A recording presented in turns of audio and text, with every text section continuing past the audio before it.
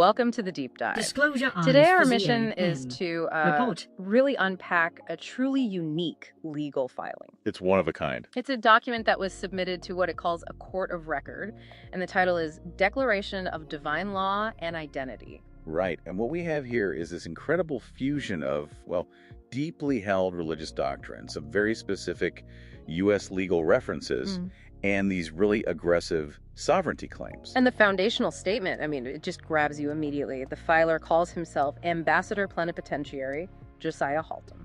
And he asserts that the supreme evidence, the keeper of his identity, is literally the word of God. But it's not just a religious claim, is it? He's trying to give it legal teeth. Exactly. He's grounding it in the U.S. system by pointing to Public Law 97-280. And for those who might not know, that's the statute Congress passed that recognizes the Bible as the rock on which our republic rests. It's a powerful statement, and he's trying to wield it as, well, as legal justification. But he goes even further. He does. He uses a core constitutional protection against the state itself. He cites the Lemon Test. Now, the Lemon Test is the constitutional standard for determining if a government action creates excessive entanglement with religion. So he's arguing that by prosecuting him, a man of the cloth, the state is breaking its own rules. That's it. It's an illegal entanglement. So from the very start, he's challenging the court's basic authority. And because he's using divine law, he completely rejects the role of a defendant. He says he's just a witness. A witness to what he calls structural violence. And that non-adversarial stance is really the springboard into his most interesting claim. The identity crime. Yes, the identity crime.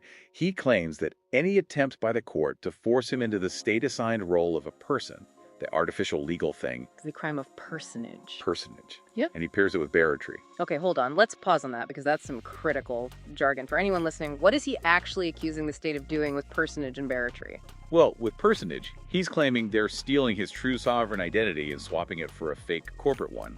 And barratry is the legal term for, filing false or vexatious lawsuits. So he's telling the court that the whole case is a fraud against a fictional person. He's flipping the script. Completely. And from there, the rhetoric gets intense. He draws this shocking line between his arrest, the violent apprehension, and the demand for bond, which he calls ransom. And he labels the whole thing the seizure and transport of a sovereign being for profit. He calls it human trafficking. Which is just a massive rhetorical leap. It's designed to frame a standard arrest as like an act of enslavement. It really raises the stakes. So what's his solution?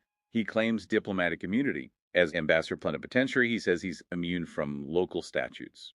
And his justification for this is something called the law of reciprocal moral gravity. That sounds deliberately complex. What's the substance there? It's basically an argument for equal force. If the court is going to apply its man-made laws to him, then he must be allowed to apply his superior, divinely derived laws back onto the court. It's forcing them to acknowledge his jurisdiction. Right.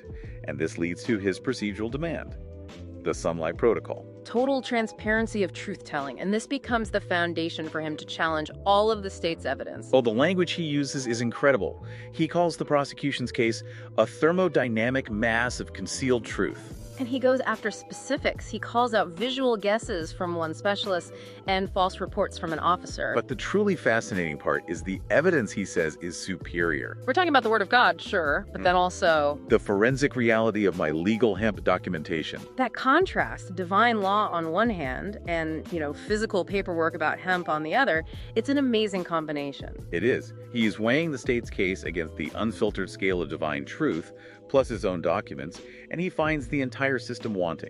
So for you listening, what this all comes down to is one of the most ambitious attempts we've ever seen to place divine law and this idea of radical sovereignty above local statutes. And he's using specific, recognizable legal citations to try and justify it all. And if we look at the implications, the document ends with a pretty chilling warning. It does. The ambassador says that by refusing this doorway of truth, the court is co-signing a promissory note for the coming chaos. Which brings us to a final question for you to really think about. What does a statement like that reveal about the author's perception of the institutional stability of the very courts he is challenging?